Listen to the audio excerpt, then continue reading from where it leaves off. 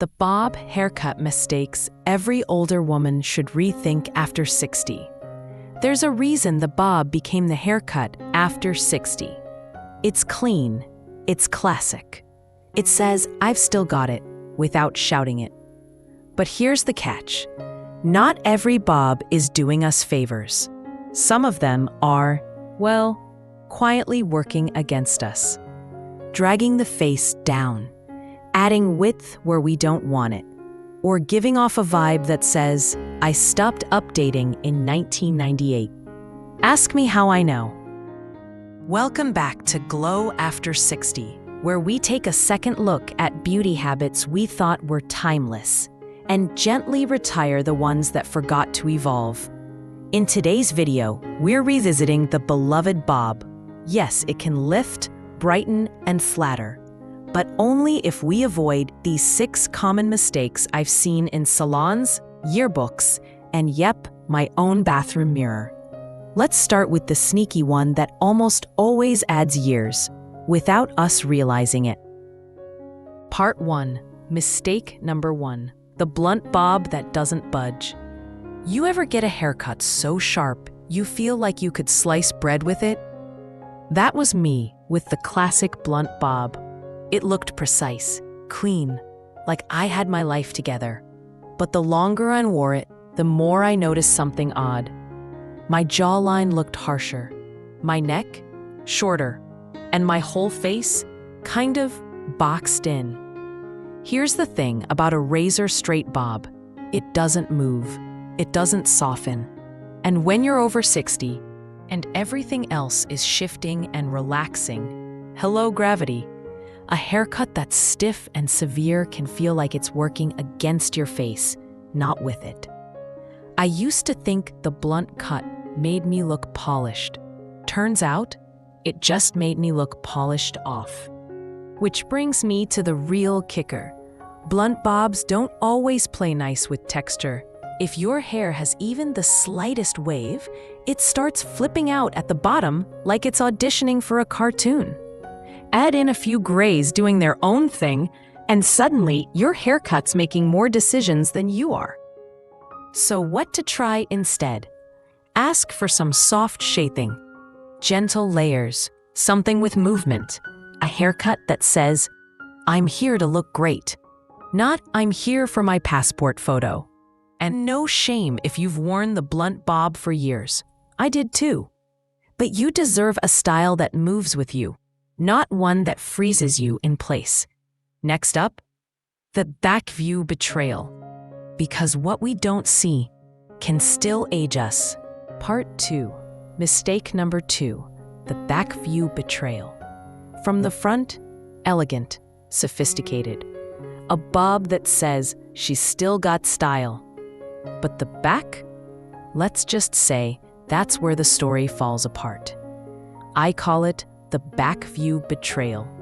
You know the one.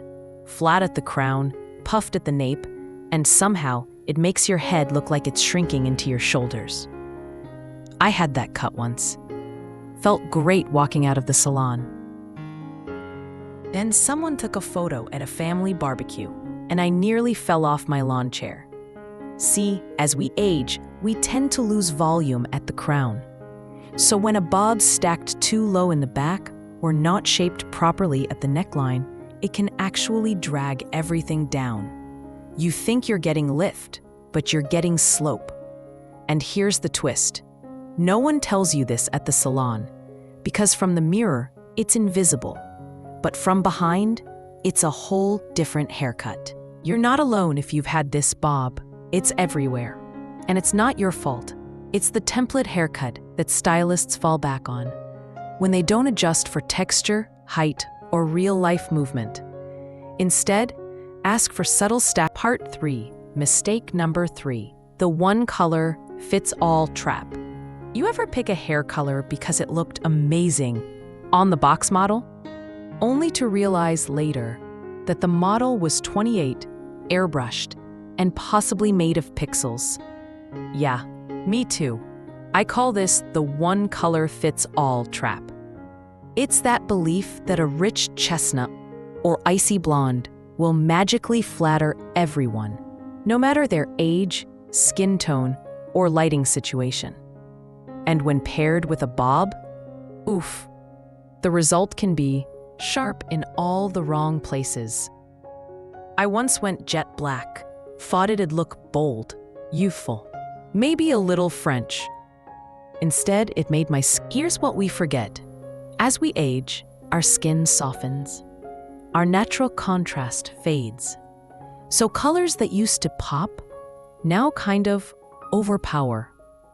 Instead of enhancing the bob's shape, the wrong shade can flatten it, or worse, draw attention to every tired feature we were hoping to lift. The fix? Choose softness over drama, warm highlights, a multi-dimensional tone, a little glow that plays nicely with your skin instead of shouting over it. You're not boring for wanting a flattering color. You're smart. You deserve a shade that lights up your whole face, not just your hairline. Next up, the bob that's so high maintenance, you need a personal stylist just to leave the house. And no, you're not imagining it. Some cuts really do demand more than they give. Let's talk about that next. Part 4. Mistake number 4. The high-maintenance bob that hijacks your mornings. There's a certain bob that looks amazing for about 10 minutes, right after the salon blowout, under perfect lighting, with industrial-strength hairspray holding every strand in place. And then, you wash it. Welcome to the high-maintenance bob, the one that needs a round brush, a blow dryer, a flat iron, and the upper body strength of a gymnast just to behave. Ask me how I know. I used to set aside 40 minutes every morning just to get the back to stop flipping like a rebellious teenager. By the time I was done, my arms were sore, my neck was sweating, and my hair still had opinions. Here's the catch. A bob that requires that much woke isn't serving you. You're serving it.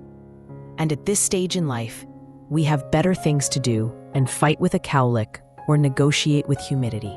Why does this matter? Because when a haircut demands too much, we start avoiding it. We skip styling, we slap on a headband, or we tie it back, only to realize that bobs don't tie back. Instead, aim for a bob with forgiveness built in. Soft layers, a little texture, a shape that looks good with minimal effort, maybe even air-dried. Gasp. If you're still wrestling with your cut every morning, it might not be your hair. It might just be a style that's no longer playing nice. Next up, the sneaky way too much volume in the wrong spot can throw your whole face off balance. Hint, it's not about big hair. It's about where the big is. Part 5. Mistake number 5. Volume in all the wrong places. You know that moment when you catch your reflection from the side and realize your hair has formed a perfect little dome? Yeah, the bob bubble. Been there, flirted away in it. This one's sneaky. You ask for volume, you want lift, and your stylist delivers. Just not where you needed it. Instead of height at the crown, you get width at the sides, cheek level poof, and suddenly your chic bob is giving mushroom cap. The weird part? From the front, it might look okay. But the side view, that's where the geometry turns against you.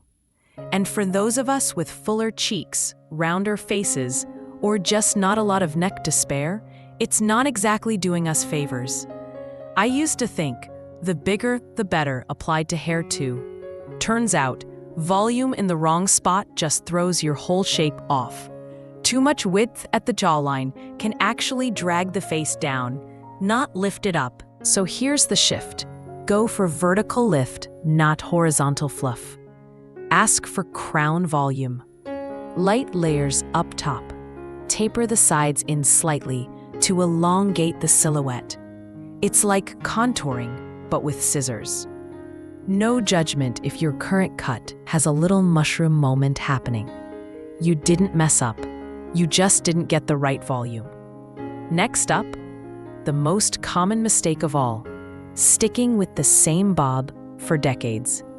And don't worry, we're not calling anyone out. Just gently suggesting a refresh.